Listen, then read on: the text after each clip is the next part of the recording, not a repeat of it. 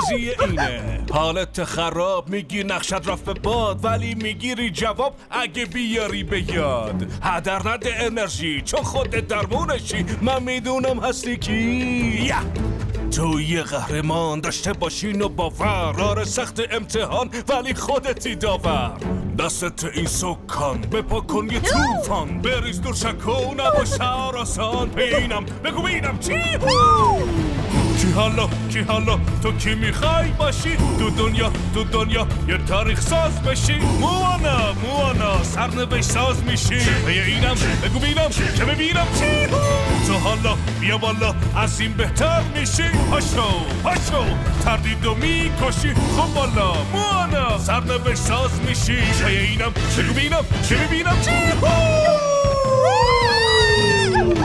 گوش بگیرون ایزد توفان هست قلدری پیر داستان و افسانه هاشو زیادم جدی نگیر میگی قیامته واسه من عادته برا من هر کار سخت راحته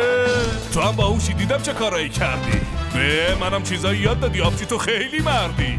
معلومه چون منم استادت فوت و فن خودم دادم یادت گردم تو نیاره کم آدمی زادی که شده شاگردم کی حالا تو کی میخوای باشی تو دنیا یه تاریخ ساز بشی موانا سرنوشت ساز میشی اینم بگو بینم که ببینم چی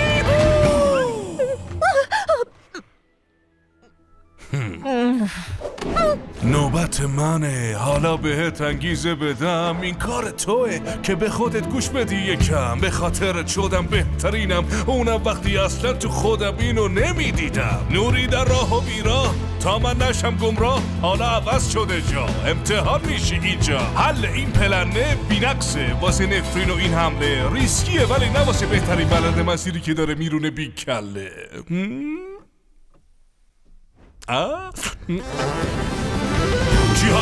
کی حالا تو کی میخوای باشی تو دنیا یه تاریخ ساز باشی موانا سرنوشت ساز میشی اینم بگو بینم که ببینم چی تو حالا بیا بالا از این بهتر میشی پاشو تردیدو میکشی خب بالا موانا سرنوشت ساز میشی اینم بگو بینم چی موانا الان سرنوشت ساز میشی بگو بینم آره اینم بهترینم چی موانا تو حالا سرنوشت ساز میشی اینم بگو بینم چی